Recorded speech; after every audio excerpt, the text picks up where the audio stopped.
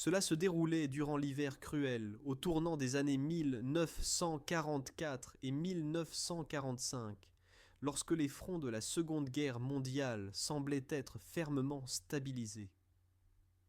Au nord, faisait rage la bataille des Ardennes, et les Alliés planifièrent déjà leur franchissement final du Rhin. Peu de soldats ordinaires sur le front soupçonnaient que le commandement nazi préparait encore une grande offensive. Dans la nuit du 3 janvier, les canons tonnèrent, et les unités allemandes se lancèrent à travers les pentes boisées des Vosges, avec une seule mission: diviser le front allié, anéantir la 7e armée américaine, et contraindre les alliés occidentaux à la retraite. L'opération Nordwind, Vent du Nord, en allemand, fut la dernière grande offensive hivernale de la Wehrmacht sur le front occidental. Dans cette vidéo, vous découvrirez pourquoi ce plan naquit dans les esprits d'Hitler et de ses généraux précisément, au moment où l'armée allemande se trouvait en crise profonde. Nous examinerons quelles forces les deux camps décidèrent d'engager, quelles étaient les conditions dans l'Alsace glaciale et quelle importance cette région avait pour les deux parties belligérantes. Selon les rapports de l'état-major général soviétique de janvier 1945, l'Allemagne souffrait d'un manque de carburant et de munitions, pourtant elle se préparait à frapper encore une fois à l'ouest. Dans un instant, nous révélerons comment les premiers jours de l'opération Nordwind s'inscrivirent dans le destin de milliers de soldats, quel rôle jouèrent les anciennes fortifications françaises de la ligne Maginot, et pourquoi le plan initialement ambitieux se transforma en catastrophe. Quand on évoque la bataille des Ardennes, la plupart des auditeurs imaginent la percée allemande soudaine de décembre 1944. On sait moins qu'Hitler préparait simultanément une autre attaque en France, en Alsace et dans les Vosges adjacentes. Le 6e groupe d'armée du général Jacob Dever dut reprendre le secteur de la 3e armée du général George Patton, qui se déplaçait pour secourir Bastogne encerclée. La 7e armée américaine sous le commandement d'Alexander Sandy Patch s'étendit ainsi sur une ligne longue de 64 km le long du Rhin et de 140 km en direction de la Sarre. Cette faiblesse, comme le pensait le commandement allemand, pouvait être décisive, bien que les Alliés détinssent la supériorité aérienne et que leur artillerie s'appuyât sur les bunkers abandonnés de la ligne Maginot. L'attaque allemande devait viser le secteur le plus mince du front. Dans les chapitres suivants, nous vous guiderons à travers les préparatifs de cette opération et expliquerons quelle stratégie choisit le commandement allemand.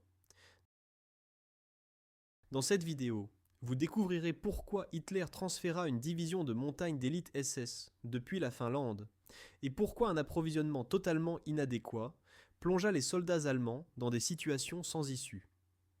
Nous examinerons également quelles difficultés durent surmonter les défenseurs alliés. Beaucoup d'entre eux étaient de jeunes recrues, dont l'entraînement avait été accéléré et qui combattaient dans des manteaux britanniques ou canadiens empruntés. À la fin de l'introduction, posons une question. Qu'est-ce qui fit que l'offensive hivernale allemande ne se termina pas par un succès comme au temps des premières guerres éclairs ? Vous devrez attendre encore un peu pour la réponse, mais nous promettons que vous attend une aventure détaillée pleine de contextes historiques. Les forces armées allemandes se trouvèrent sous pression sur tous les fronts dans les derniers mois de l'année 1944. À l'est, l'armée rouge avançait de la Baltique aux Carpates. Dans les Balkans, l'axe s'effondrait. En Italie, les Allemands devaient se retirer derrière la ligne gothique. Et à l'ouest, les Alliés s'approchèrent du Rhin. La tentative d'Hitler de renverser la situation dans les Ardennes échouait. Pourtant le Führer, selon le témoignage du général Alfred Jodl, déclara le 28 décembre que cette nouvelle opération, Nordwind, a un seul objectif: détruire les forces ennemies. Il ne s'agissait pas, disait-il, d'un gain de prestige, mais d'une liquidation massive des ennemis, comme si les rangs allemands pouvaient encore une fois se transformer en fer de lance d'attaque.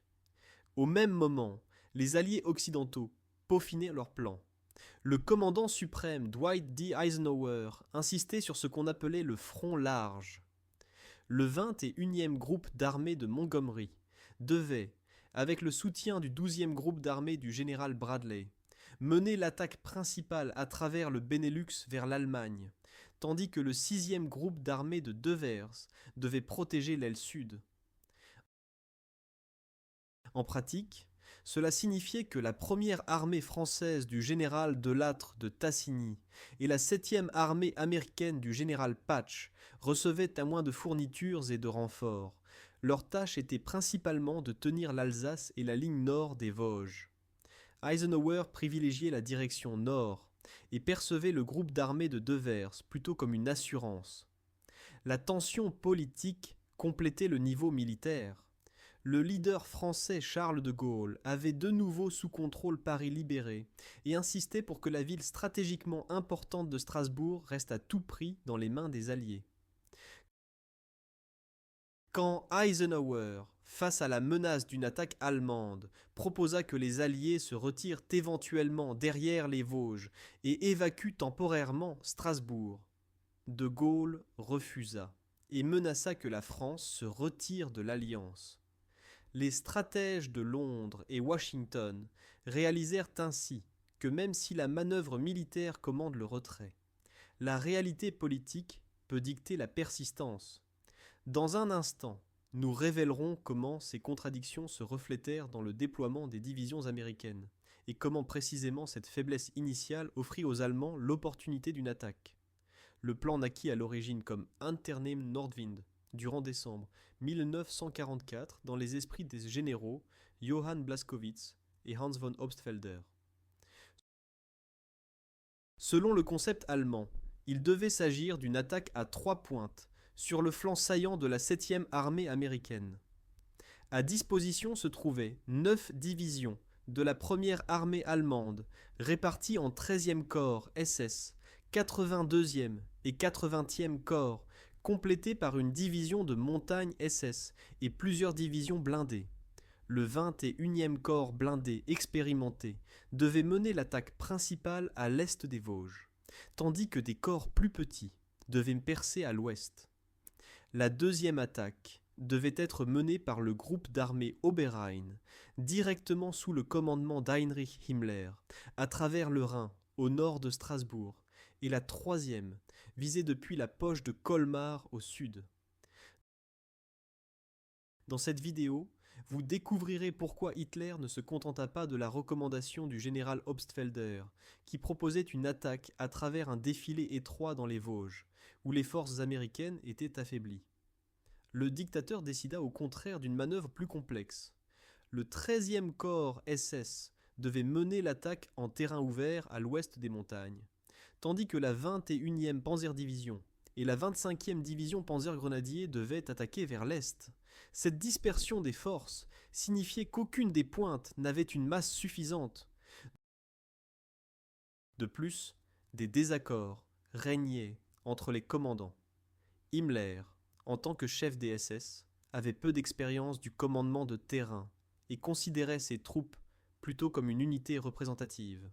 Le général Blaskowitz fut critiqué par Hitler en janvier pour des estimations trop pessimistes et fut relevé de ses fonctions le 27 janvier. Bien que les états-majors allemands planifiaient avec zèle, les approvisionnements représentaient un problème tangible. Presque toutes les divisions étaient allées sous les effectifs. La 21e Panzerdivision et la 25e Panzergrenadier n'avaient que des fractions du nombre original de chars, une partie substantielle ayant été détruite en Normandie et dans les Ardennes. Il manquait du carburant, des munitions et surtout des renforts expérimentés. La 17e division Panzergrenadier SS, qui devait mener la première attaque, était composée de membres de diverses nationalités, et le commandement considérait son chef Hans Lingner comme inexpérimenté. La division souffrait aussi du moral. Selon l'officier américain Felix Sparks, la 6e division de montagne SS d'élite était certes les meilleurs hommes que nous ayons jamais rencontrés, mais les autres unités souffraient de l'ivrognerie de leurs commandants. Ces différences dans la qualité des unités eurent un rôle décisif dans les jours suivants. Du côté allié, des changements se mirent en branle. La 7e armée devait défendre un secteur de front de plus de 120 miles de long et après le transfert de la 3e armée de Patton, prit la responsabilité du secteur de la Sarre.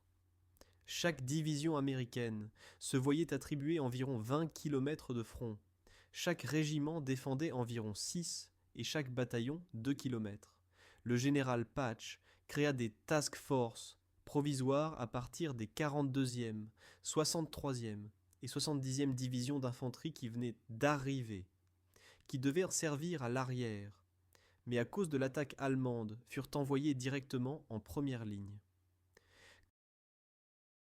Comme le nota le commandant de la 7e armée dans son journal, plusieurs de ces régiments n'avaient pas encore terminé leur entraînement complet. Pourtant, il leur fut ordonné de tenir le front. Les politiciens et les états-majors se trouvèrent ainsi dans une course contre la montre. Hitler, frustré par les échecs, convoqua ses généraux et déclara que se répétait la situation du roi prussien Frédéric le Grand. « La dernière attaque peut nous sauver », prononça-t-il.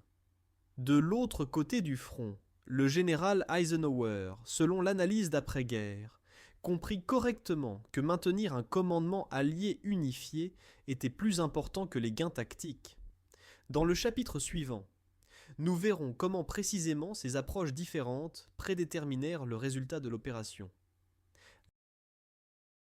L'Alsace de janvier se révéla être l'une des scènes de bataille les plus inhospitalières de la Seconde Guerre mondiale. Selon les mémoires des soldats américains et allemands, les températures chutèrent la nuit, jusqu'à moins 20 degrés Celsius. La neige arrivait à la taille, et un vent âpre chassait le blizzard dans les yeux. Beaucoup de fantassins américains ne portaient que de minces manteaux. Par manque d'équipement, certaines unités portaient principalement des vestes britanniques ou canadiennes. Les bunkers de la ligne Maginot fournirent une protection contre le gel, mais la plupart étaient vides. Les Allemands en avaient emporté en 1940 tout l'équipement, y compris les poêles de cuisine. Les Américains improvisèrent donc. Les anciens tunnels français servaient d'entrepôts de munitions et d'infirmerie, ce qui se révéla décisif dans les combats à venir. Les soldats de la 7e armée souffraient particulièrement. Beaucoup d'entre eux étaient des recrues sans expérience du combat dans la neige. La Task Force Linden, composée de membres de la 42e division d'infanterie, fut envoyée au front après seulement 2 semaines depuis son débarquement à Marseille. Selon les ordres du général Wyche, les recrues devaient être déployées parmi la 79e division d'infanterie plus expérimentée, pour apprendre en marchant. De l'autre côté de la ligne se préparaient aussi au combat des unités composées de marins et d'aviateurs de la Luftwaffe transférés. Le manque d'unités d'infanterie força les Allemands à renforcer la 25e division Panzergrenadier avec des soldats qui n'avaient jamais été formés au combat terrestre. Les dossiers médicaux et les rapports des officiers logistiques de l'époque avertissent que plus de soldats furent neutralisés par les engelures et le pied des tranchées que par les tirs ennemis. L'hypothermie affaiblissait le moral. Beaucoup de soldats perdirent donc des orteils parce que leurs chaussures étaient de mauvaise qualité et les bandages devenaient rapidement humides. Les Américains lancèrent un programme d'entraînement improvisé dans le cadre duquel des fantassins furent créés à partir des rangs d'artilleurs et de sapeurs pour combler les pertes. Gardez ces conditions en mémoire un moment. Elles sont en effet l'un des facteurs clés qui firent de l'opération Nordwind une catastrophe. Dans cette vidéo, vous découvrirez également combien il était difficile pour les deux camps de manœuvrer sur les routes enneigées. Les chars allemands devaient se déplacer sur des sentiers verglacés, et beaucoup de ponts avaient été détruits plus tôt par les unités en retraite. Selon les vétérans allemands de la 17e division SS, certains chars n'arrivèrent jamais sur le champ de bataille, parce qu'ils restèrent bloqués dans les forêts ou lors du passage de ponts de pontons improvisés. Les batteries d'artillerie alliées devaient déblayer la neige pour pouvoir ouvrir le feu, et il fallait souvent des heures pour réussir à transférer les provisions aux unités en première ligne. Dans un instant, nous révélerons comment ces difficultés logistiques se manifestèrent pendant l'attaque et comment les commandants y réagirent. L'offensive commença le 31 décembre 1944, peu avant minuit. Sous le couvert d'un bombardement d'artillerie intense, des milliers de soldats partirent vers les lignes américaines. La première attaque fut menée par le 17e régiment panzergrenadier SS, qui s'était illustré par sa sauvagerie dans les Ardennes. L'attaque fut lancée sur deux directions principales, à l'ouest des Vosges, sur le front du 15e corps, et à l'est dans le saillant de Lauterbourg, où le 6e corps défendait une mince bande de terre entre le Rhin et les montagnes. Simultanément, dans la poche de Colmar se préparaient les unités de la 19e armée au redressement, et du sud au nord se déplaçaient les restes de la 12e division Panzer SS. Le plan allemand misait sur la surprise et la tactique d'infiltration. Les 256e et 361e divisions Volksgrenadiers devaient pénétrer silencieusement dans les forêts denses des Basses-Vosges, sans bombardement d'artillerie préalable, utiliser le brouillard et la neige pour contourner les patrouilles américaines, et ensuite détruire les nœuds routiers. Les premières heures matinales apportèrent les premiers succès. La Task Force Udelson, composée du 94e et 117e escadron de reconnaissance de cavalerie et du 62e bataillon d'infanterie blindée, fut repoussée et une brèche de 10 miles s'ouvrit dans la défense américaine. Tandis que les soldats américains se repliaient vers les positions de réserve, les unités allemandes avançaient vers les bourgs de Riemling, Lemberg et Wingen-sur-Moder, où devaient se décider les premiers combats acharnés. Dans cette vidéo, vous découvrirez pourquoi c'est précisément dans ces villages que se déchaîna la bataille la plus furieuse. Les villes de Riemling et Wingen-sur-Moder se trouvent près d'une route étroite menant au défilé stratégique de Saverne. Celui qui contrôlerait ces localités pourrait passer derrière les lignes américaines et interrompre l'approvisionnement allié. Les unités allemandes n'étaient cependant pas en pleine force. Certains bataillons de la 17e SS portèrent les pertes des combats précédents et souffraient en plus de désertion. Selon l'historien américain David Lippmann, certains régiments allemands n'avaient que la moitié du nombre habituel de soldats et manquèrent du nombre nécessaire d'armes automatiques. Pourtant, le 1er janvier au matin, se déchaîna un combat, à la vie, à la mort. Les régiments d'infanterie de la 100e et 103e division, qui défendaient le secteur à l'ouest des Vosges, affrontèrent l'assaut de la 17e SS et de la 257e division Volksgrenadier. Les soldats du 399e régiment d'infanterie de la 100e division américaine défendaient Hauglamberg et les fermiers de Riemling se réveillèrent au rugissement des obusiers. Selon le témoignage oculaire d'un capitaine de la 100e division, les unités américaines durent d'abord reculer, mais leur résistance se raffermit rapidement. Les canons antichars M5 et les armes légères réussirent à détruire les transports blindés allemands, et chaque village se transforma en forteresse. Les soldats du 397e régiment d'infanterie utilisaient les fossés d'égouts et les anciens caves comme abris. Leurs mitrailleuses offraient un tir glissant, mortel, qui fauchait les Allemands dès qu'ils couraient sur un terrain découvert. Le commandement allemand négligea aussi le fait que les Alliés disposaient de grenades améliorées avec des fusées de proximité. Les membres de la 100e division décrivent que leur artillerie pouvait faire détonner les obus à une certaine hauteur au-dessus du terrain, ce qui créait des éclats mortels. Selon leurs mots, des vagues entières d'assaillants tombèrent sans s'être approchés. Après plusieurs heures de combat, la 17e division Panzergrenadier SS s'arrêta donc. Ses membres se cachèrent dans les forêts et attendaient de nouveaux ordres. Une situation encore plus dramatique survint dans le village de Wingen-sur-Moder. Appartenant à la paroisse de Wingen, elle devint témoin de la seule action allemande réussie. La 6e division de montagne SS réussit à pénétrer dans la ville où elle captura plus de 250 soldats américains, principalement de la 45e division. Ces unités furent détenues dans l'école locale, tandis que les soldats allemands tenèrent le reste du village. Les Américains renforcèrent cependant leurs lignes. Le 276e régiment d'infanterie de la Task Force Heeren lança une contre-attaque et après 3 jours de combats cruels, libéra les camarades prisonniers. Wingen devint un symbole de détermination, mais révéla aussi les faiblesses du plan allemand. Au lieu d'une percée rapide, L'opération se transforma en bataille d'usure. L'une des principales raisons pour lesquelles les premières vagues allemandes s'arrêtèrent bientôt fut la fragmentation des réserves.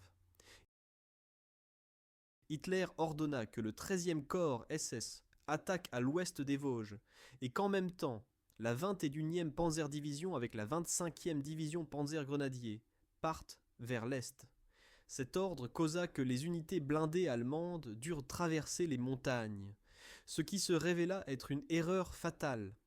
Les colonnes blindées restèrent bloquées sur les lacets glacés, et certains ponts furent détruits, si bien que les chars durent chercher des routes de substitution. Même là où la mécanisation arriva sur le champ de bataille, le soutien d'artillerie était mal coordonné. L'évaluation d'après-guerre rappelle que la 17e division SS changea 5 commandants en 2 jours, dont certains étaient ivres ou incapables de diriger une colonne d'approvisionnement. Le manque de carburant était aussi un problème. Les archives allemandes montrent que la 21e Panzerdivision avait à disposition seulement environ 40 chars et quelques dizaines de milliers de litres d'essence, ce qui lui suffisait pour quelques heures de combat intenses. L'aviation de chasse alliée, bien qu'à cause du mauvais temps, elle n'intervint pas les premiers jours. Dès que le temps se dégagea le 3 janvier, la première aviation tactique lança une attaque massive sur les colonnes allemandes. Les bombardiers P-47 Thunderbolt détruisaient les colonnes d'approvisionnement au sud des Vosges, si bien que les unités mécanisées manquaient à la fois de munitions et d'essence. Dans la suite de l'offensive, certains chars allemands devinrent des bunkers fixes. Sans carburant, ils restèrent enterrés sur les routes et servaient plutôt comme postes de tir statique. De l'autre côté du front, les logisticiens américains se battaient contre le même hiver. La consommation élevée de munitions et de carburant due aux échanges d'artillerie incessants fit que certaines unités de la 45e division durent attendre l'arrivée de grenades pendant plusieurs jours. Les hommes épuisés des task forces provisoires, qui étaient responsables de secteurs de front de plusieurs kilomètres, se plaignaient que la relève n'était pas possible. Beaucoup durent tenir les mêmes positions dans des gelées de 30 degrés pendant des semaines entières. S'ajoutait la fatigue des alertes constantes, car les détachements de reconnaissance allemands tentaient la nuit d'infiltrer et de relâcher les lignes américaines. Dans la partie suivante de la vidéo, vous découvrirez comment la deuxième vague d'unités mécanisées allemandes se joignit à l'attaque et pourquoi le défilé de Saverne devint fatal pour elle. Ce ne sera pas seulement un récit sur les chars, nous toucherons aussi à la psychologie des soldats, qui se frayaient un chemin les uns vers les autres dans les forêts et villages enneigés. Quand la première vague d'infiltration allemande n'atteignit pas la percée, selon le plan original, le 39e corps Panzer devait entrer en scène. Celui-ci se composait de la 21e Panzerdivision, de la 25e Division Panzergrenadier et de plusieurs bataillons parachutistes. Sa tâche était de se regrouper derrière la première vague, percer la défense américaine et occuper le défilé de Saverne, un corridor étroit entre les Vosges, qui permettrait un passage rapide des blindés vers l'arrière de la 7e armée. Les planificateurs allemands croyaient qu'en prenant Saverne, ils couperaient les lignes d'approvisionnement alliées et forceraient le général Patch à la retraite. Mais d'abord, le 39e corps devait traverser le Rhin. Le 5 janvier, la 25e division Panzergrenadier réussit à créer une tête de pont près de Gamsheim. Durant la nuit, des dizaines de barges transportèrent des centaines de soldats et plusieurs dizaines de chars Panther et Panzer IV. Au début, les Américains dans ce secteur ne purent se défendre qu'avec les faibles unités de la Task Force Linden. Cependant, comme le général Devers s'attendait à une attaque ailleurs, il n'occupa pas suffisamment Gamsheim. En quelques heures, les Allemands élargirent leur tête de pont à 10 km et le corps commença à se préparer à l'attaque sur les villages de Hatten et Rittershofen, dans l'arrière-pays plus profond. Les combats pour Hatten et Rittershofen comptèrent parmi les épisodes les plus furieux de l'opération Nordwind. La défense y était assurée par la 79e division d'infanterie du général Wyche et le 242e régiment d'infanterie de la Task Force Linden, qui était composé de soldats non éprouvés. Dans le village de Athènes se trouvait une série de fortifications d'avant-guerre de la ligne Maginot, désignées sur les cartes comme pillbox 0 à 9. Ces objets en béton, équipés à l'origine de canons puissants, mais les Allemands les démontèrent en 1940. Les Américains les utilisaient comme abri pour 5 ou 10 hommes, avec des mitrailleuses et des fusils. Quand la 25e division Panzergrenadier arriva le 8 janvier et lança l'attaque, les défenseurs américains durent compter seulement sur les armes à main, les bazookas et quelques destructeurs de chars M10 qui se faufilaient sur les routes verglacées. Les témoignages des défenseurs survivants décrivent un combat sans précédent au corps à corps. Les unités allemandes déployèrent des chars lance-flammes Hetzer 38T avec des attrape-flammes qui devaient brûler les abris américains. Le capitaine William Corson, commandant d'un détachement dans la fortification numéro 9, se rappela plus tard comment ces hommes manquaient de munitions et les blessures des soldats ne pouvaient être soignées. La liaison radio était coupée et la panique se répandait parmi les blessés. Pourtant ils tinrent dans le bunker 19 heures et leur résistance retarda les assaillants, qui ne purent ainsi progresser vers le défilé de Saverne. À côté de cet héroïsme, se montrèrent cependant de graves carences dans l'organisation allemande. Les chars lance-flammes restèrent souvent bloqués dans la boue ou sur la glace, et les commandants des Kampfgruppen individuels n'étaient pas capables de coordonner la percée. Les renforts qui devaient soutenir le 39e corps arrivaient en retard, ou pas du tout. Le 12 janvier, l'armée rouge lança sur le front oriental une offensive puissante, connue sous le nom d'opération Vistula-Oder. En une semaine, les chars soviétiques s'approchèrent à 100 miles de Berlin. Hitler dut donc rediriger la plupart de ses réserves mobiles vers l'est. La 10e division blindée, qui devait soutenir Nordwind, fut détournée, et la 21e Panzerdivision fut finalement retirée en Allemagne par ordre du haut commandement.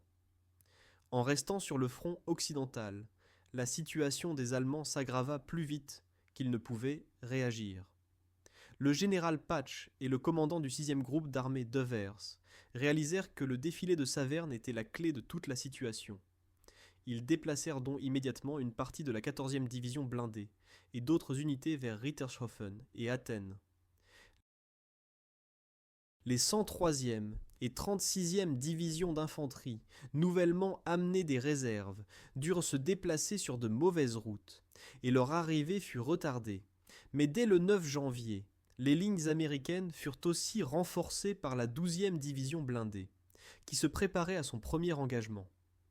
Les canons et chars de cette division se révélèrent malheureusement presque inutilisables dans le combat urbain. Les ponts sur les canaux d'eau près d'Athènes s'effondrèrent sous le poids des machines, et il était difficile de les transporter à travers le lit gelé de la rivière. Certains commandants de chars durent donc mener l'infanterie à pied, et leurs véhicules blindés servaient plutôt d'abri pour les blessés. Dans la suite des combats, l'artillerie américaine bombarda constamment les rassemblements allemands près de Gamsheim. Chaque tentative allemande de mouvement d'un groupe plus important de chars fut repérée et ensuite écrasée.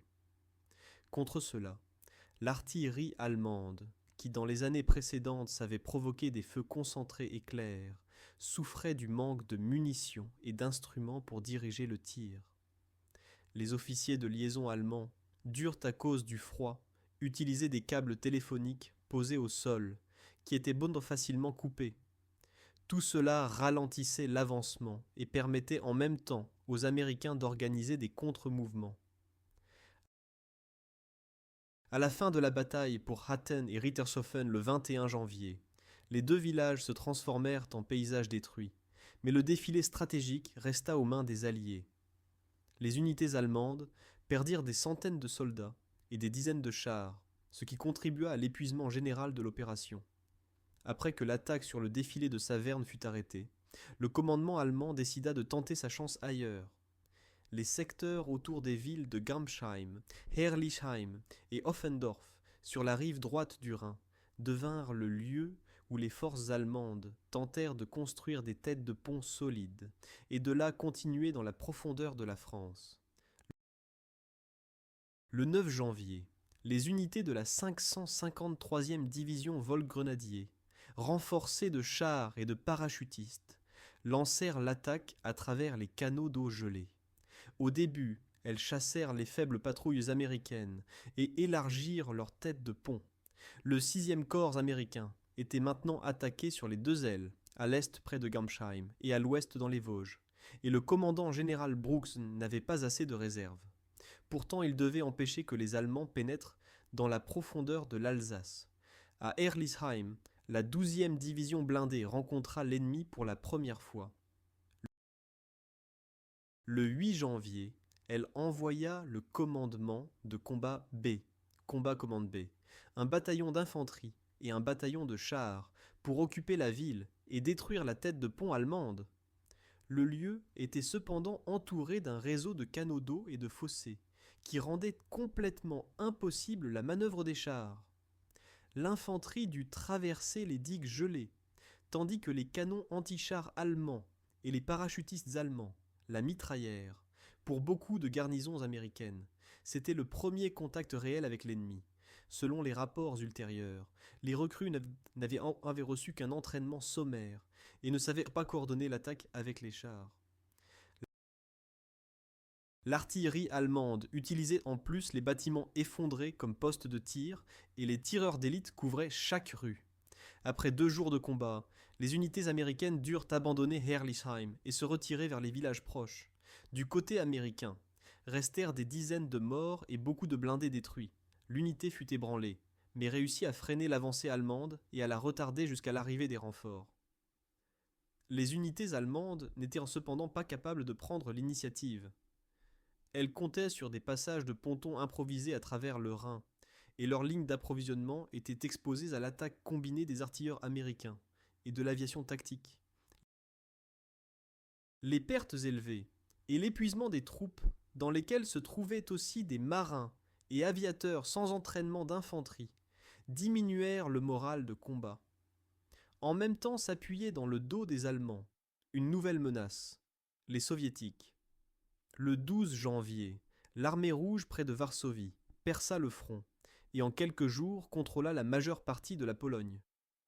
Hitler ne put ainsi maintenir ses unités en Alsace et les retira progressivement vers l'est. La phase finale de l'opération se transforma ainsi en série de combats défensifs, dans lesquels les unités allemandes tenaient de petites têtes de pont, mais n'avaient pas la force pour une action offensive. Les Américains renforcèrent le front. La 101e division aéroportée, fraîchement transférée de Bastogne, arriva sur la Moder et prit en charge une partie de la défense.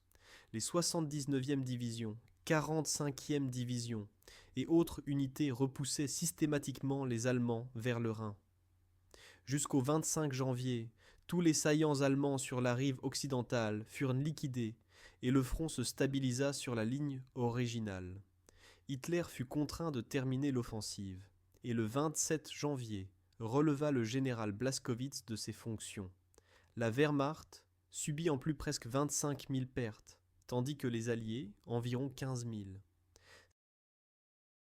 Cette balance était fatale pour l'Allemagne. Son armée n'avait plus les ressources pour remplacer les morts et blessés. Après un aperçu chronologique détaillé, nous pouvons enfin nous concentrer sur les principales raisons pour lesquelles l'offensive allemande se transforma en catastrophe. Les historiens s'accordent que l'échec eut plusieurs couches, des stratégiques aux opérationnels jusqu'aux tactiques. Il est important de souligner que beaucoup de facteurs s'entremêlaient. Dans cette partie, ce qu'on entend, nous connectons donc différentes perspectives, militaires, politiques, sociales et psychologiques. La première et peut-être cruciale raison fut la définition même des objectifs. Hitler déclara le 28 décembre que l'objectif primaire était de détruire les forces ennemies. Cette mission vague et irréaliste différait du plan pratique original du général Obstfelder, qui voulait utiliser les défilés des Vosges et attaquer là où la position américaine était faible. Au lieu d'une attaque concentrée, l'offensive se répandit sur 3 directions, s'affaiblissant ainsi. Les analystes d'après-guerre soulignent qu'Hitler dirigeait d'énormes restes de ses forces vers un objectif non unifié.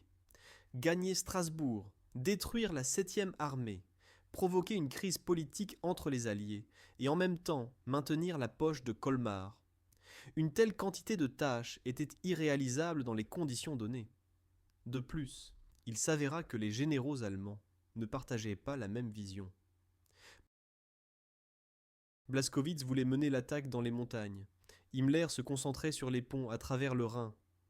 Ce désaccord mena à la fragmentation, que critiqua aussi l'analyse d'après-guerre, quand elle constata que l'effort non coordonné de la première, armée d'Obstfelder et du groupe d'armées Oberrhein d'Himmler, était épouvantable. Tandis que le groupe d'armée G tombait sous le commandement d'Obe West, le groupe d'armée Oberrhein était directement sous Hitler, ce qui perturbait le flux des ordres. En pratique, cela menait à ce que les attaques n'étaient pas synchronisées, et les unités ne se soutenaient pas mutuellement. Une autre erreur stratégique fut la sous-estimation de la situation sur le front oriental. Hitler espérait que l'offensive à l'ouest forcerait les Alliés à cesser d'envoyer des unités dans les Ardennes et renforcerait ainsi la pression allemande sur l'aile nord. Il ne se doutait cependant pas que l'Union soviétique préparait une offensive puissante qui, après le début du 12 janvier 1945, forcerait l'Allemagne à retirer immédiatement la plupart des réserves mobiles. Les divisions qui pouvaient soutenir Nordwind furent donc transférées vers l'est.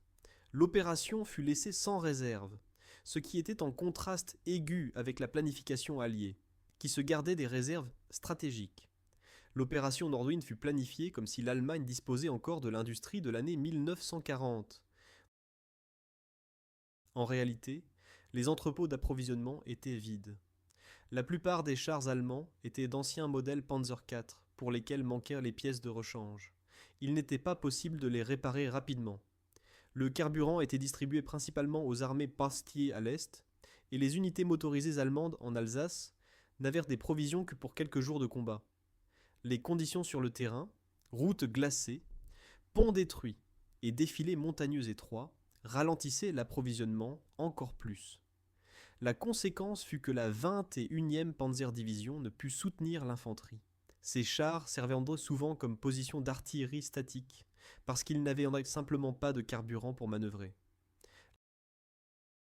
L'infanterie souffrait aussi du manque. Beaucoup de compagnies étaient sous les effectifs. Certaines furent complétées par des membres de la Kriegsmarine et de la Luftwaffe, qui n'avaient pas d'expérience du combat terrestre. De tels fantassins improvisés n'étaient pas capables d'assumer des tâches complexes, comme les attaques d'infiltration nocturne ou la coordination avec les chars. Les médecins allemands n'avaient pas assez de bandages et de médicaments. Les blessés mouraient donc d'hypothermie, parce qu'il n'était pas possible de les évacuer. En utilisant la pervitine, le commandement renforçait certes l'endurance des soldats, mais les archives montrent que beaucoup d'hommes souffraient d'hallucinations et d'épuisement. Dans de telles conditions, l'Allemagne essayait de mener une guerre de manœuvre contre un adversaire bien approvisionné. L'Allié, la 7e armée américaine, n'était pas non plus sans difficulté. Sa logistique était exposée aussi à un stress extrême.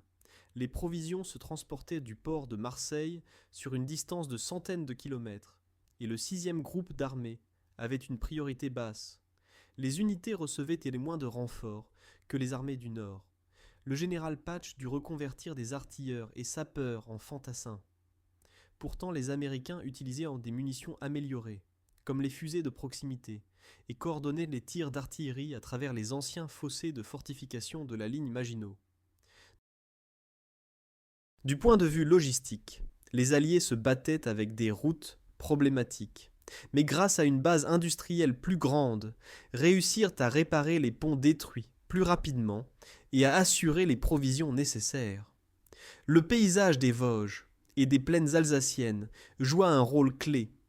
Les fortes chutes de neige et les nuits glaciales rendaient le mouvement difficile et épuisaient les soldats. Les véhicules bloqués et les armes gelées tourmentaient aussi bien les Allemands que les Américains. Les témoins des deux camps décrivent comment les soldats utilisaient la dynamite pour réussir à creuser la terre gelée et construire au moins des tranchées provisoires. Le pied des trancheuses et les engelures mirent hors de combat plus d'hommes que les balles. Les unités blindées allemandes devant se déplacer sur des routes étroites, Lors de tentatives de passage par des défilés forestiers, elles restaient souvent bloquées, ce qui menait à des retards. D'autre part, les ingénieurs américains réussirent à réparer les routes et construire des ponts improvisés, augmentant ainsi la mobilité de leurs unités. Le terrain offrait cependant aussi des avantages. La ligne Maginot, jadis symbole de la défense naïve française, fournit aux Américains des bunkers solides et des tunnels. De ces positions, il était possible de diriger les tirs d'artillerie et d'approvisionner les premières lignes. Les Allemands connaissèrent cependant ces objets. Beaucoup d'entre eux y avaient en bon pénétré en 1940 et cherchaient voir où les faiblesses. Dans plusieurs cas, ils utilisèrent des armes lance-flammes et des explosifs pour détruire les bunkers. Les défenseurs durent apprendre rapidement comment utiliser les fortifications comme pièges. Ils se retiraient dedans, puis entreprenaient des sorties sur l'arrière des unités ennemies, causant ainsi le chaos. Le moral joue un rôle clé dans les combats, et c'est précisément ici que se révéla la différence entre les deux camps. L'armée allemande partit en offensive avec la conscience que la situation sur les fronts s'effondrait. Les soldats recevaient des ordres pour la dernière attaque et le commandement essayait de renforcer leur dévouement avec des slogans sur la nécessité de défendre le sol allemand. Seulement beaucoup d'hommes voyaient que leurs provisions étaient dérisoires et que leurs familles en Allemagne étaient menacées par les attaques aériennes. Les témoignages des prisonniers révèlent qu'ils étaient épuisés et combattaient principalement par peur du châtiment. La présence de membres fanatiques des SS qui tiraient sur les camarades en retraite augmentait la nervosité. Tout cela se manifestait sur le champ de bataille sous forme de désertion, de chaos et de manque d'initiative. Les unités américaines affrontaient un ensemble différent de problèmes. Les recrues étaient souvent démoralisés par les horreurs de la guerre hivernale. Les vétérans plus âgés de Sicile, d'Italie et du sud de la France étaient au contraire fatigués par les combats sans fin. Néanmoins, l'armée américaine avait un système plus fort de rotation des unités, si bien que les soldats savaient qu'ils seraient retirés à l'arrière après un certain temps. Les états militaires indiquent que pendant janvier 1945, la 7e armée était capable de remplacer les hommes tombés par de nouveaux. Même si elle dut puiser parmi les artilleurs et soldats de liaison, l'accès à de vrais congés et aux colis expédiés de la maison maintenait aussi le moral à un niveau plus élevé. L'opération Nordwind apporta aussi des leçons sur le commandement. Le général Devers et ses subordonnés durent pendant plusieurs jours réorganiser le front, déplacer les unités et réagir aux attaques allemandes. L'analyse d'après-guerre apprécia que le commandement américain du commandant suprême jusqu'au colonel sut réagir avec flexibilité, ce qui contrastait avec la rigidité allemande. Quand il apparut que l'attaque allemande visait le défilé de Saverne, le général Patch retira les unités d'autres secteurs, transféra le centre de gravité et risqua l'affaiblissement temporaire ailleurs. En même temps, il sut coopérer avec les collègues français. Malgré les désaccords avec De Gaulle, il réussit à organiser la défense commune de Strasbourg. Absolument crucial fut aussi le rôle de l'artillerie et de l'aviation. Les détachements d'artillerie américains utilisaient un nouveau type de fusée, Proximity Fuse, qui faisait détonner les grenades dans l'air et créait un large nuage d'éclats. Cela eut un effet dévastateur sur l'infanterie allemande et ralentit les attaques. Quand le temps se dégagea dans la 2e semaine de janvier, l'aviation alliée attaqua immédiatement les colonnes allemandes. Les chasseurs attaquèrent les véhicules d'approvisionnement, ce qui mena au manque de munitions et de carburant du côté allemand. Au contraire, la Luftwaffe allemande n'avait plus assez d'appareils ni de carburant pour soutenir l'offensive. Elle était en plus occupée par l'opération Bodenplatte et la défense de son propre territoire. En même temps, se manifesta la capacité des commandants américains à improviser. Quand la 12e division blindée se coinça dans les rues d'Erlisheim, ces tankistes décidèrent de fonctionner comme couverture mobile pour l'infanterie et d'aider à évacuer les blessés. Le commandant de la 45e division Felix Sparks prit personnellement la direction de l'attaque de chars pour sauver ses hommes près de Reipertswiller, malgré les ordres des supérieurs. Ces épisodes montrent que la flexibilité et le courage des individus eurent une grande importance. Au contraire, le commandement allemand était trop centralisé. Les officiers avaient des peurs de sortir des ordres et préféraient attendre, ce qui dans le développement rapide de la situation signifiait la perte de tempo. L'offensive Nordwind eut aussi une dimension politique. Hitler espérait que la menace de la chute de Strasbourg forcerait de Gaulle à négocier et briserait l'unité alliée. L'affrontement se déroulait aussi dans une région qui fut à plusieurs reprises l'objet de disputes franco-allemandes. La propagande des deux camps essayait d'influencer la population locale. La résistante française Geneviève de Gaulle-Anthonioz se rappelait que les Alsaciens étaient divisés. Une partie de la population se réjouissait de la libération, mais d'autres craignaient les représailles. La propagande allemande promettait que la nouvelle offensive regagnerait l'Alsace et que les habitants redeviendraient partie de l'Empire. Ces promesses se révélèrent vides. Les Allemands ne réussirent pas à avancer et la population découvrit rapidement qu'elle se trouvait dans une zone de front. Au niveau international, l'opération Nordwind et sa simultanéité avec les Ardennes révélèrent les différences dans la pensée stratégique. L'Allemagne essayait de provoquer une chaîne d'offensives soudaines pour diviser les Alliés. Les Alliés, au contraire, regardaient vers la combinaison à long terme d'offensives et de supériorité logistique. Les analystes d'après-guerre constatèrent que la victoire américaine reposait sur l'organisation et la capacité d'adaptation, tandis que les Allemands s'appuyaient sur le courage des unités et l'idéologie rigide. Le résultat de Nordwind n'affaiblit donc pas seulement la Wehrmacht, mais renforça aussi psychologiquement les unités alliées. Il montra que les Allemands n'étaient plus capables d'effectuer une grande percée. Pour comprendre pourquoi l'opération Nordwind était condamnée d'avance à l'échec, il faut regarder la composition des unités qui se trouvèrent des deux côtés du front.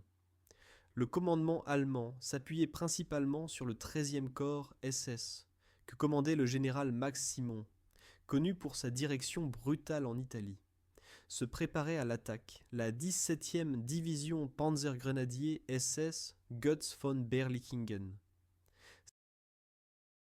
Cette formation fut après les défaites en Normandie complétée à la hâte et selon les rapports américains, fut renforcée de 16 à 17 chars type Panther et plusieurs chasseurs de chars lourds, Jagdtiger, avec des canons de 128 mm. À côté des vétérans aguerris servaient ici aussi d'anciens prisonniers de guerre soviétiques et de jeunes activistes du parti nazi, ce qui menait à une discipline variée. À la veille de l'attaque, l'unité reçut l'ordre de détruire la 100e division d'infanterie américaine et de percer vers le défilé de Saverne. La plupart des soldats n'eurent cependant accès au plan que la veille de l'attaque, et sans reconnaissance approfondie durent compter sur les cartes et l'intuition. Une autre grande formation était le groupement Volksgrenadier 257, dans lequel se mélangeaient environ 40% de vétérans du front oriental et 60% d'anciens membres de la Luftwaffe et de la Kriegsmarine, qui n'avaient suivi qu'un entraînement de 4 semaines. Ces hommes apprenaient à manier le fusil en marchant au combat. Beaucoup pressèrent la détente pour la première fois en Alsace.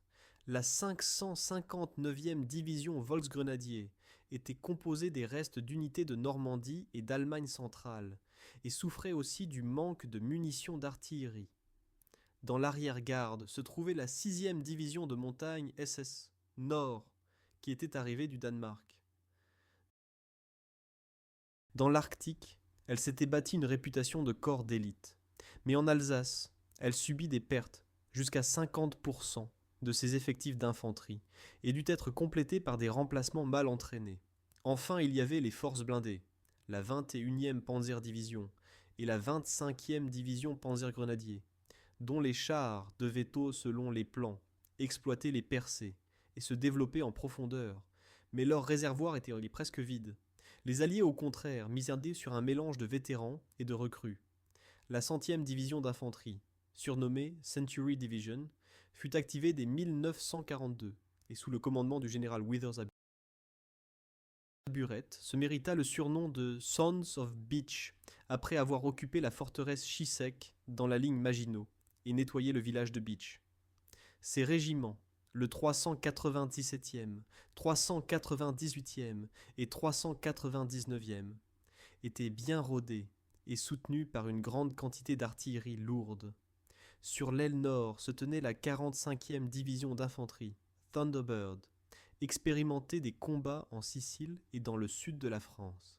Sur l'aile sud, les 79e divisions d'infanterie et 44e division.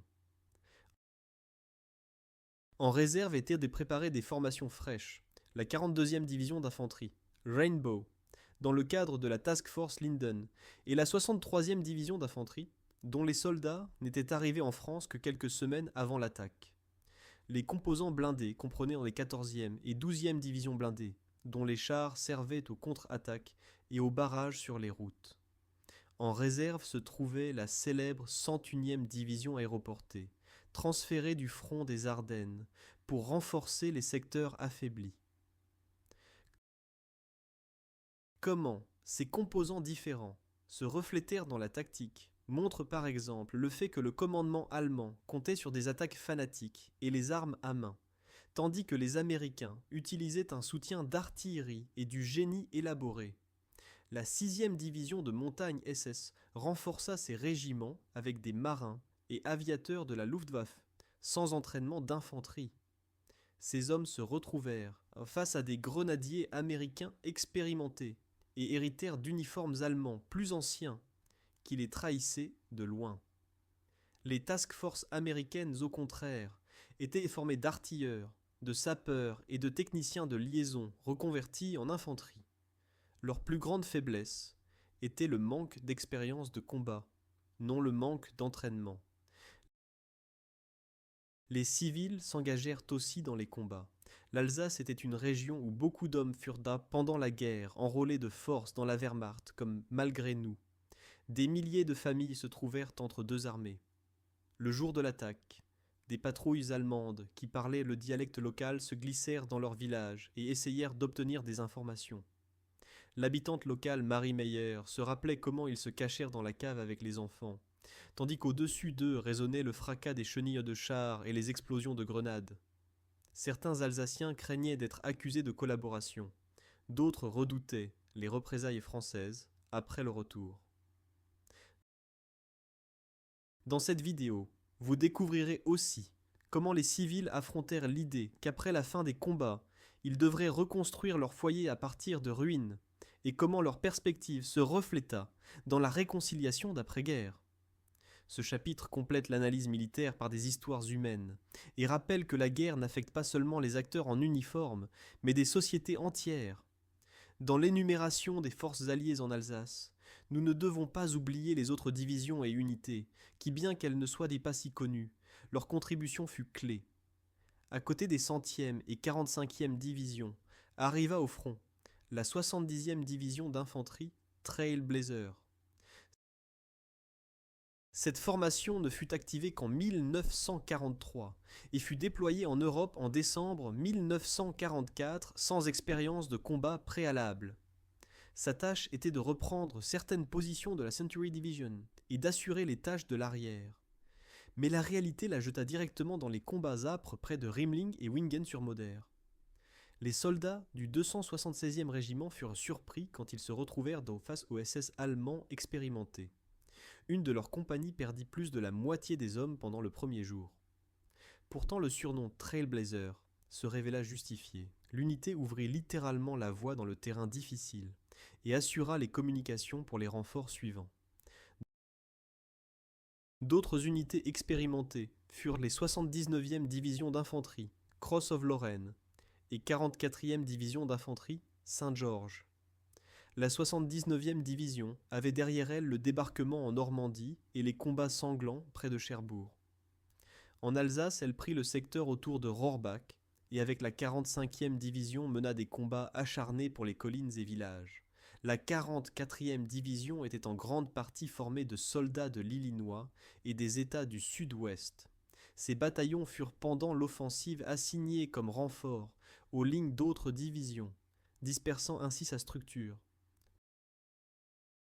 Pourtant, ces équipes de mitrailleuses résistèrent aux assauts des Volksgrenadiers et son commandement assura le soutien logistique là où il manquait. La Task Force Linden, composée de membres de la 42e division d'infanterie Rainbow, est un autre exemple d'improvisation. Ces hommes n'avaient suivi qu'un entraînement de campagne quand ils furent soudain appelés au front. Le général Henning Linden les déploya dans les vallées et sur les hauteurs, où ils devaient alternativement couvrir les batteries d'artillerie. Pendant les premiers jours de l'offensive, l'unité subit de lourdes pertes, mais son moral s'améliora quand la 63e division d'infanterie arriva dans le secteur. Elle remplaça les compagnies épuisées et permit à la Task Force Linden de restaurer ses forces. La 101e division aéroportée, les célèbres Screaming Eagles, fut après l'héroïsme à Bastogne retirée en Alsace pour renforcer la défense d'Haguenau et du défilé de Saverne. Sa présence eut un grand effet psychologique. Les rapports de reconnaissance allemands signalaient que les insignes visibles de l'aigle sur les casques augmentaient la prudence des assaillants. La part des unités françaises ne fut pas négligeable. La première armée française du général de Lattre de Tassigny tenait le secteur sud du front près de Colmar et envoya quelques détachements blindés et tirailleurs marocains aider les collègues américains. Ces soldats avaient l'expérience des batailles en Sicile et en Italie et excellaient dans le mouvement en terrain montagneux. En janvier 1945 se joignirent à eux des membres des groupes de résistance français, les francs-tireurs et partisans, qui fonctionnaient comme guides et éclaireurs. Leur connaissance des chemins forestiers et du dialecte local permit aux unités alliées de mieux s'orienter et de prévoir les manœuvres allemandes.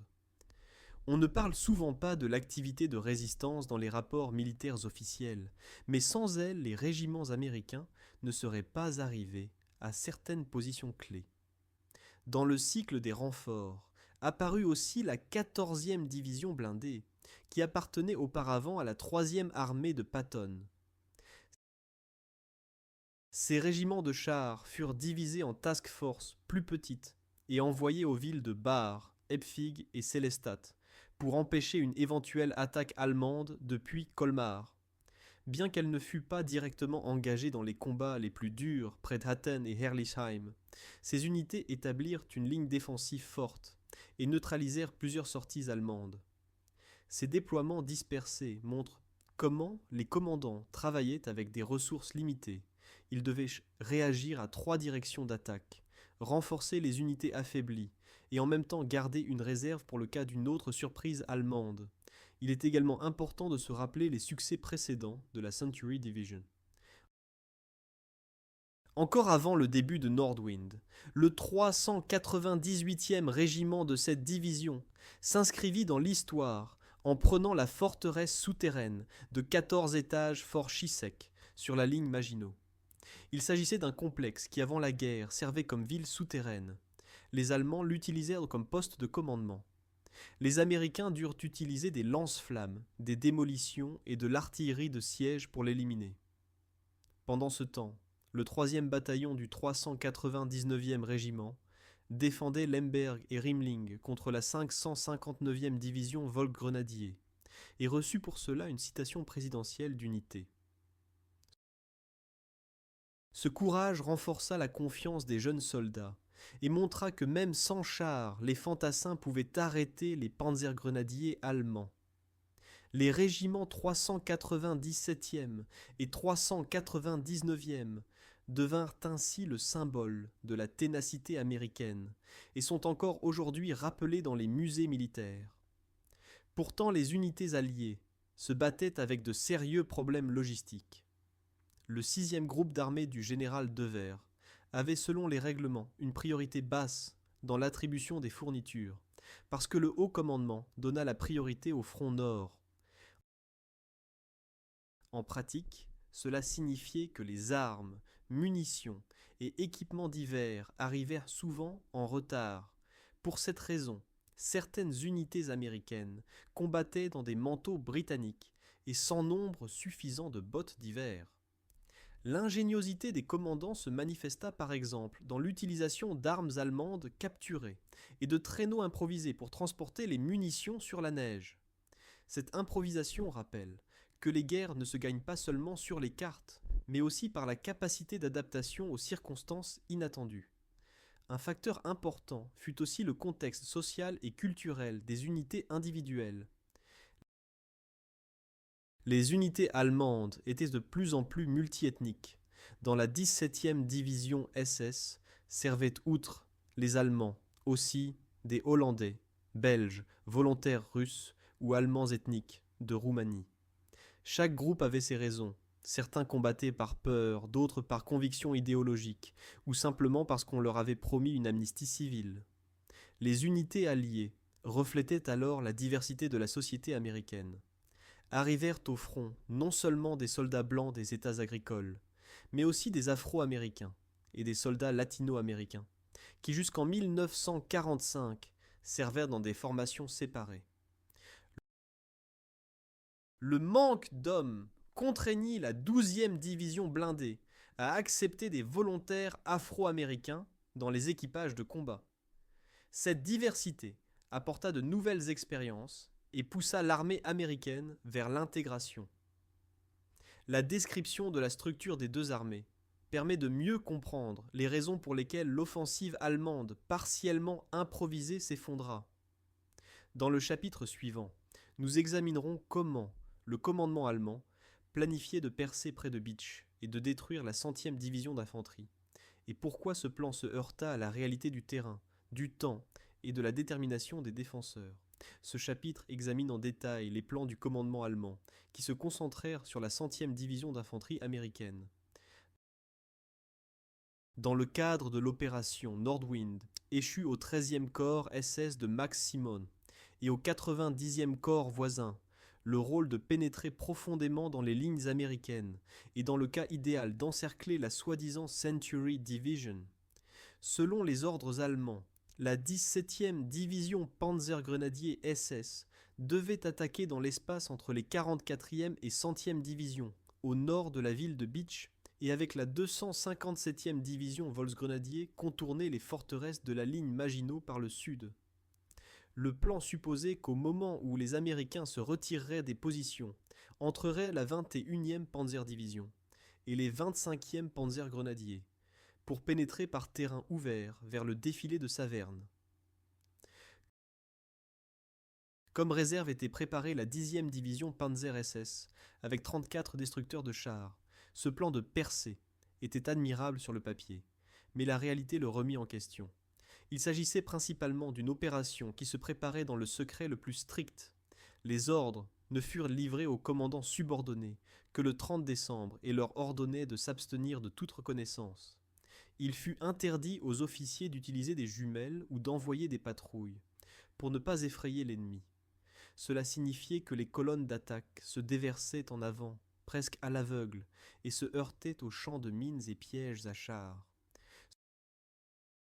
Selon les témoignages ultérieurs, les soldats de la 257e division Volksgrenadier lors de la marche nocturne se heurtèrent à des marécages gelés et durent se frayer un chemin dans l'eau jusqu'à la taille, parce qu'ils ne savaient pas qu'il y avait des ponts de bois seulement quelques dizaines de mètres à côté.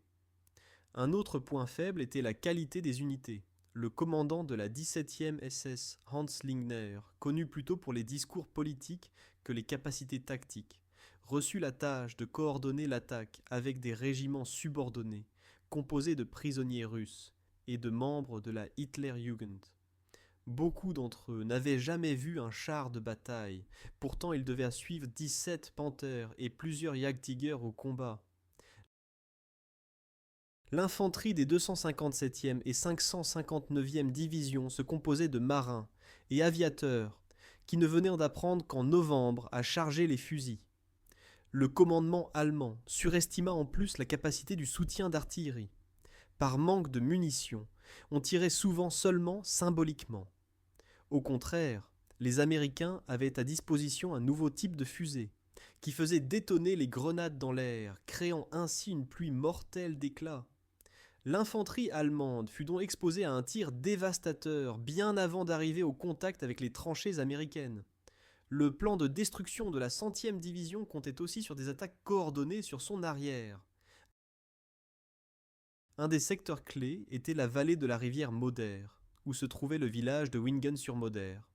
Précisément à cet endroit se rencontraient les lignes des 45e et 100e divisions, et les Allemands espéraient y percer et diviser les unités américaines en deux poches. Devaient y servir les détachements légers de ski de la 6e division de montagne SS et les unités de reconnaissance de la 17e SS, qui devaient utiliser les fourrés des Vosges. En cas de succès, la 100e division se serait trouvée encerclée et sans possibilité de retraite vers Bitche ou le défilé de Saverne. Dans un instant, nous révélerons comment, précisément, la bataille pour Wingen-sur-Moder anéantit définitivement cette partie du plan. Dans l'analyse du plan allemand, il est également important de mentionner la coopération insuffisante entre la première armée du général Obstfelder et le groupe d'armées Oberrhein sous la direction d'Heinrich Himmler.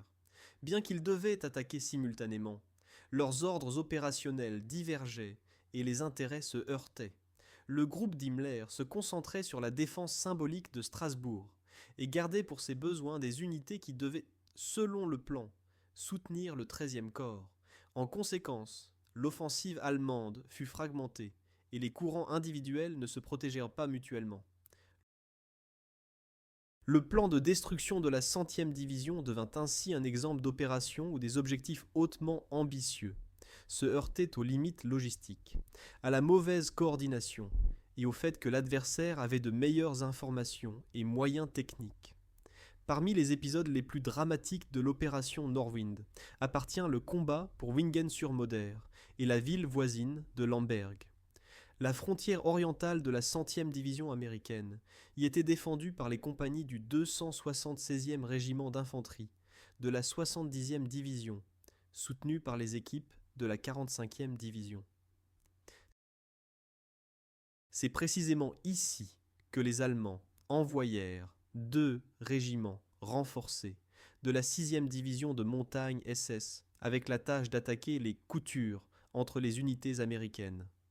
Dans la nuit du 4 janvier 1945 se glissèrent dans les rues enneigées du village des hommes en manteau de camouflage blanc et avec des mitrailleuses MG-42, que les soldats américains surnommaient Burp Guns pour leur cadence rapide.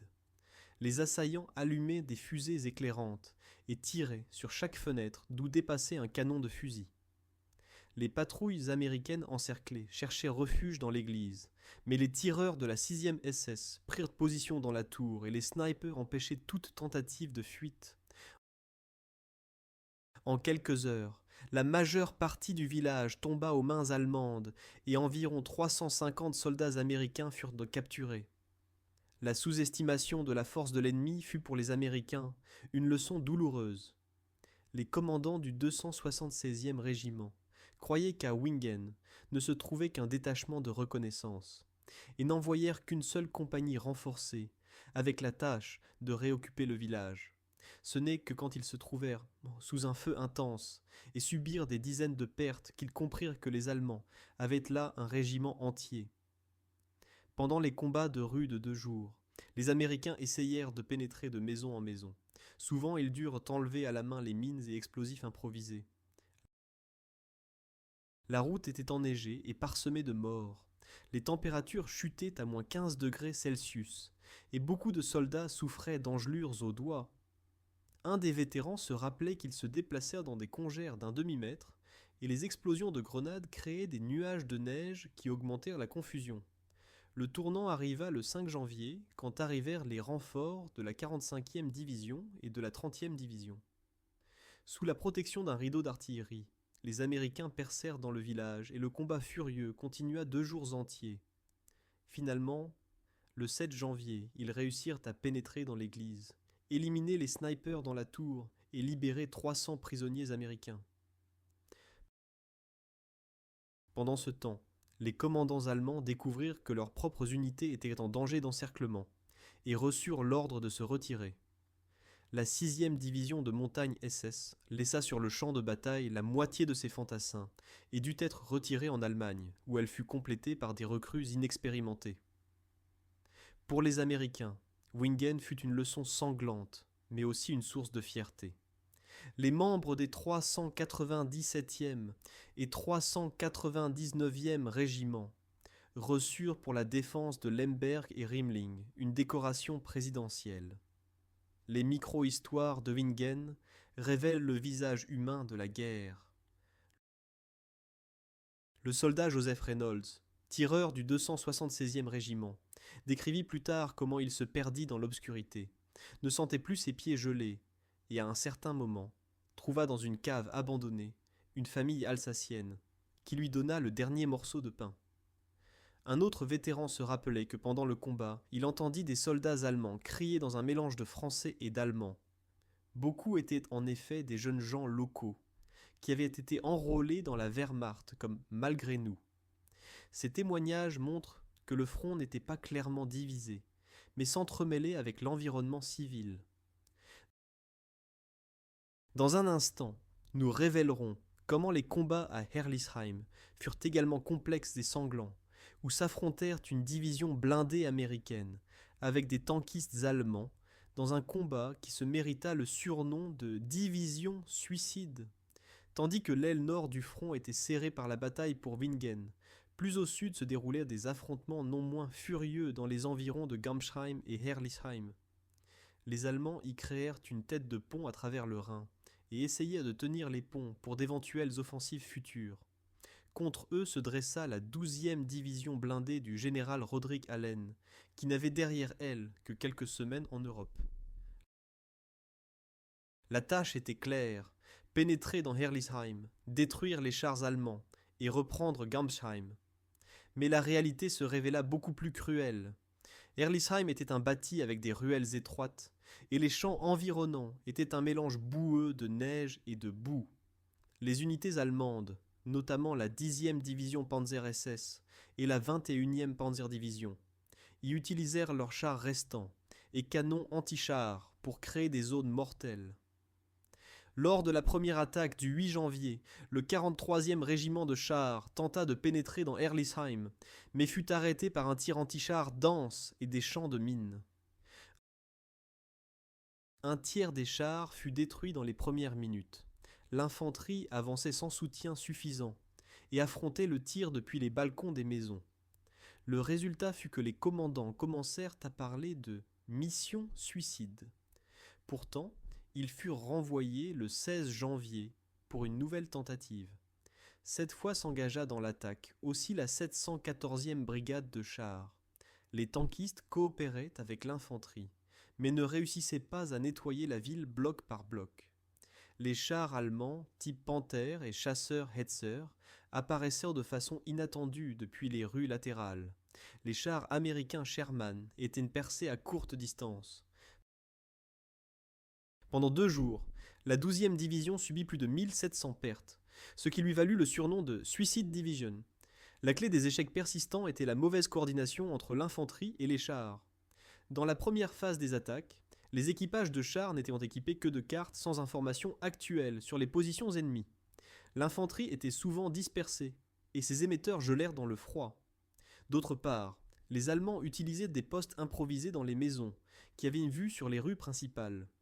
Depuis les fenêtres, avec des croix gammées, résonnaient les tirs de Panzerfaust. Le commandement américain ne tira des leçons que dans les jours suivants. Il commença à déployer des sapeurs pour déminer les routes, équipa les chars de lance-flammes et coordonna les attaques avec un rideau d'artillerie. Malgré cela, Herlisheim devint un lieu qui symbolisait les lourdes pertes. Certaines compagnies furent en quelques heures pratiquement détruites. À côté des pertes américaines, Herlisheim était remarquable aussi parce que c'est précisément là qu'eut lieu l'intégration partielle de soldats afro-américains dans les premières lignes. En conséquence des pertes, la 12e division dut accepter des volontaires du 50 et 1e régiment de pionniers composé d'afro-américains. Ces hommes se distinguèrent en nettoyant les ruelles et évacuant les blessés sous le feu, contribuant ainsi à l'ouverture future des unités ségrégées. Pour les Allemands, Herlisheim représentait une des dernières possibilités d'utiliser leurs capacités blindées. Quand cependant les Soviétiques lancèrent l'offensive sur la Vistule et l'Oder, Hitler ordonna de retirer les divisions blindées restantes d'Alsace. La bataille se termina ainsi, par l'épuisement des deux camps, mais pour les Américains ce fut une leçon de ne pas sous-estimer le combat urbain et de respecter la force d'un ennemi bien retranché.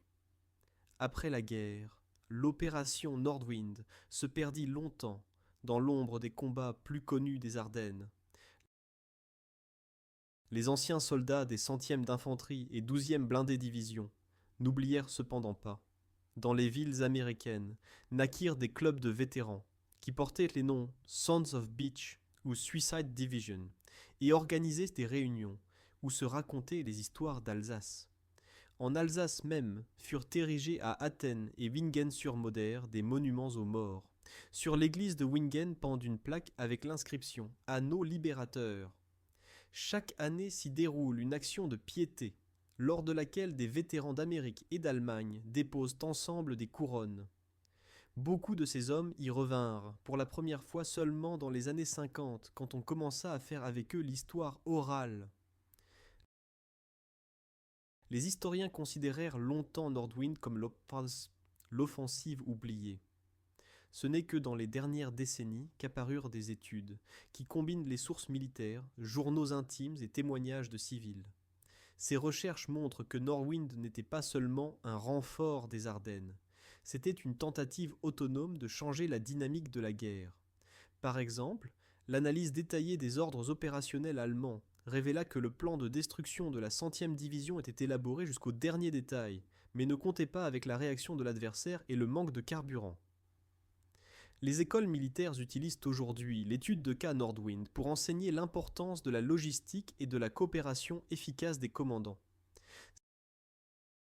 Certaines unités américaines, par exemple le 397e régiment d'infanterie, portent encore aujourd'hui sur leur insigne une référence symbolique à la bataille de Rimling. Les monuments en Alsace se concentrent outre les soldats aussi sur les victimes civiles.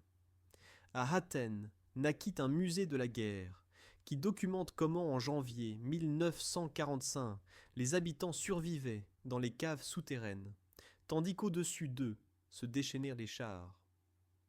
À Rimling se trouve un petit monument dédié à une femme qui risqua sa vie pour apporter de l'eau aux blessés. Cette dimension civile rappelle que les champs de bataille n'étaient pas vides, c'étaient des lieux où vivaient des gens. Aujourd'hui se déroulent en Alsace des circuits touristiques sur les traces de Nordwind. Les visiteurs peuvent en voir les tranchées conservées, les épaves de matériel et visiter les forteresses de la ligne Maginot. Les guides locaux racontent des histoires qui se transmettent dans les familles depuis des générations. Ces expériences aident à comprendre que l'histoire n'est pas seulement un ensemble de dates et de batailles, mais aussi un réseau de destins humains. Dans cette vidéo, vous découvrirez que la recherche sur l'opération Nordwind continue aujourd'hui. Chaque année apparaissent de nouveaux matériaux d'archives. Les archives militaires allemandes déclassifient des dossiers qui furent cachés pendant des décennies. Les historiens français se concentrent sur le thème « Malgré nous » et examinent combien d'Alsaciens durent combattre contre leurs propres voisins. Les chercheurs américains analysent de comment Nordwind influença l'intégration de l'armée et quelles leçons elle apporta pour les doctrines de la guerre froide. Le fait que cette offensive resta longtemps en arrière-plan ne signifie pas qu'elle soit moins importante. Au contraire, son étude offre une perspective sur des thèmes qui sont encore actuels, sur la mobilisation de la société, sur le rôle des idéologies extrêmes et sur le prix de la vie humaine. La nouvelle ère des archives numériques permet au public et aux chercheurs un accès facile aux journaux intimes et photographies de janvier 1945. Les projets de mémoire en Alsace scannent les lettres de civils et les ajoutent aux collections en ligne pour que les générations futures comprennent quelles étaient les expériences quotidiennes des habitants pendant les bombardements et évacuations.